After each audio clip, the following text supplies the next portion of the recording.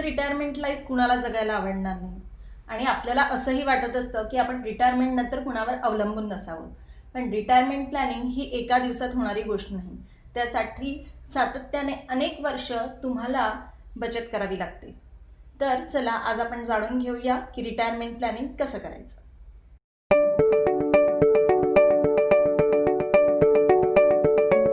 नमस्कार, गुजगोष्टी या यूट्यूब चॅनलमध्ये आपल्या सगळ्यांचं स्वागत आहे. मी आहे दीपाली हातेकर आणि मी आज आपल्यासाठी घेऊन आली आहे रिटायरमेंट कॉर्पस कसा बिल्ड करायचा. मागच्या व्हिडिओमध्ये आपण पाहिलं होतं की रिटायरमेंट कॉर्पस कसा जाणून घ्यायचा. रिटायरमेंट कॉर्पस म्हणजे आपल्या रिटायरमेंटच्या वेळेचा महागाई दर आणि आपल्याला त्यावेळी लागणारा मासिक खर्च, त्याचबरोबर आपण पुढे किती वर्ष जगू याचा अंदाज घेऊन काढलेली रक्कम. तुम्ही जर आपला रिटायरमेंट कॉर्पस जाणून घेतला नसेल तर त्या व्हिडिओची लिंक मी या व्हिडिओच्या डिस्क्रिप्शनमध्ये देत आहे. तो व्हिडिओ नक्की बघा आणि आपला रिटायरमेंट कॉर्पस जाणून घ्या. वाढती महागाई आणि वाढती लाईफ एक्सपेक्टन्सी यामुळे रिटायरमेंट कॉर्पसची रक्कम मोठी होते.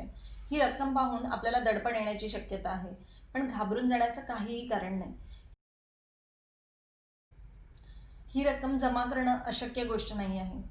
आपल्या गव्हर्नमेंटला असं वाटतं की आपल्या देशातील जास्तीत जास्त लोकांना रिटायरमेंट नंतर सुद्धा रेग्युलर इन्कम मिळावं आणि म्हणूनच गव्हर्नमेंटनी आपल्यासाठी अनेक पर्याय उपलब्ध करून दिले आहेत. चला तर आपण जाणून घेऊया की रिटायरमेंट कॉर्पस कसा बिल्ड करायचा. आणि त्यासाठी आपले महत्त्वाचे टूल्स आहेत EPF, PPF आणि NPS. आणि त्याचबरोबर SIP सुद्धा आपला रिटायरमेंट कॉर्पस जमा करायला आपल्याला कशी मदत करेल हे सुद्धा आपण जाणून घेऊया.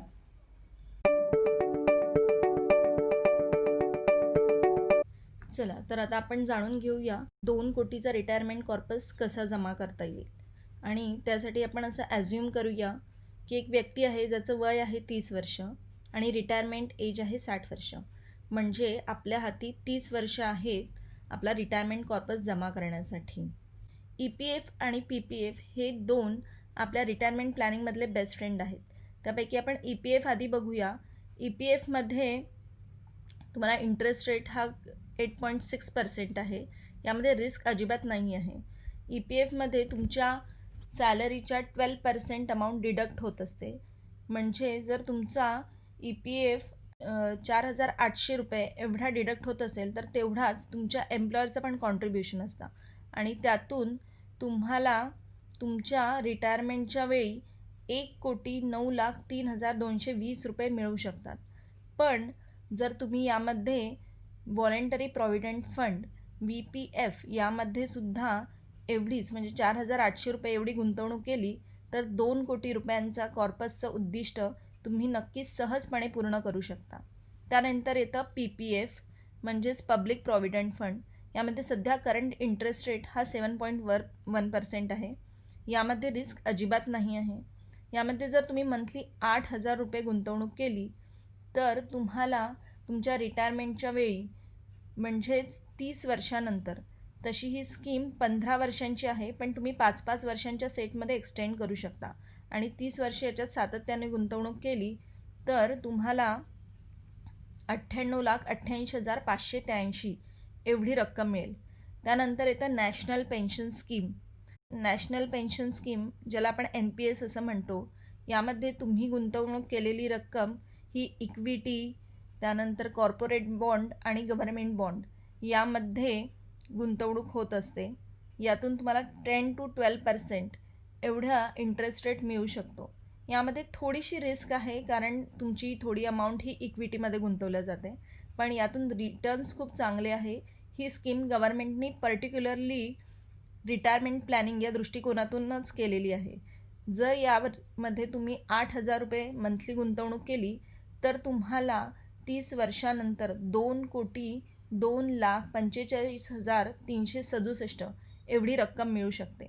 त्यानंतर येतं SIP म्हणजे सिस्टमॅटिक इन्व्हेस्टमेंट प्लॅन. यामध्ये लाँग टर्ममध्ये 10 ते 12% एवढा रिटर्न मिळू शकतो. यामध्ये रिस्क आहे कारण तुमचा पैसा हा इक्विटीमध्ये म्हणजेच मार्केटमध्ये गुंतलेला असतो. पण यामध्ये लाँग टर्म तुम्ही सतत गुंतवणूक केली तर त्यातून एक चांगला कॉर्पस उभा राहू शकतो. यामध्ये जर तुम्ही 6,000 एवढी मंथली गुंतवणूक केली तर तुम्हाला 2,11,79,482 एवढी रक्कम मिळू शकते. पण जर तुमचं वय कमी असेल आणि रिस्क ॲपेटाईट चांगली असेल तरच तुम्ही SIPची निवड करावी असं मला वाटतं. आपण आता जाणून घेतलं की रिटायरमेंट कॉर्पस कसा जमा करायचा. पण असं होऊ शकतं की तुमचं वय 30पेक्षा जास्त असेल किंवा तुम्ही 8,000 6,000 एवढी रक्कम सध्या गुंतवणूक करू शकत नसाल, तरीसुद्धा तुम्ही काही महत्त्वाच्या टिप्स इथे लक्षात घ्यायच्या आहेत. तर आपण काही महत्त्वाच्या टिप्स जाणून घेऊया. तर पहिली टिप आहे, तुम्ही शक्य तेवढ्या लवकर तुमची गुंतवणूक सुरू करायची आहे.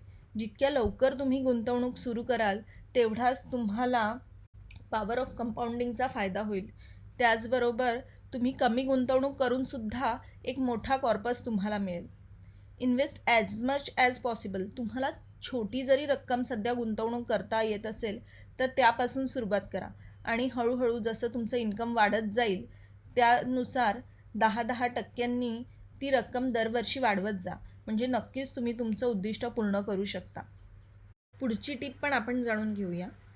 Transfer completed goals amount to retirement fund. म्हणजेच आता काही वर्षांनंतर तुमच्या काही जबाबदाऱ्या पूर्ण होतील, जसं मुलांचं शिक्षण आहे, घराचे EMI संपतील, तर ती जी रक्कम आहे तीसुद्धा तुमच्या रिटायरमेंट कॉर्पसकडे वळवा. म्हणजे जर तुमचं टार्गेट पूर्ण होऊ शकत नसेल तर त्या दृष्टिकोनातून तुमचं त्या रकमेतून तुमचं उद्दिष्ट पूर्ण होईल. पुढची tip, try to find another option of income in case of finding enable to complete your goal of retirement. जर तुम्हाला असं वाटत असेल की तुमचा रिटायरमेंटचा कॉर्पस पूर्ण होऊ शकत नाही आहे तर तुम्ही योग्य वेळी एखादा दुसरा पर्याय निवडा ज्यातून तुम्हाला इन्कम सुरू होईल, जेणेकरून रिटायरमेंट नंतरसुद्धा तुम्हाला काही ना काही इन्कम मिळत राहील आणि तुमचं रिटायरमेंट नंतरचं लाईफ शांततेत आणि सुखाने जाईल. जर तुमचं वय कमी असेल तर तुम्ही कमी गुंतवणूक करूनसुद्धा तुमचा रिटायरमेंट कॉर्पस अचीव करू शकता. पण इथे प्रत्येकाचा एज ब्रॅकेट आणि इन्कम ब्रॅकेट हा वेगवेगळा असतो. त्यामुळे तुम्ही विविध पर्यायांमध्ये आपली गुंतवणूक करू शकता आणि आपल्या रिटायरमेंटचं उद्दिष्ट पूर्ण करू शकता. तर आता आपण पाहिलं की सातत्याने आणि योग्य वेळी केलेली गुंतवणूक आपल्याला मोठमोठे गोल्स अचीव करून देऊ शकतात. ही माहिती तुम्हाला कशी वाटली हे मला नक्की कमेंट बॉक्समध्ये कळवा. आणि जर तुम्ही चॅनलला अजून सबस्क्राईब केलं नसेल तर नक्की सबस्क्राईब करा, व्हिडिओला लाईक करा. धन्यवाद.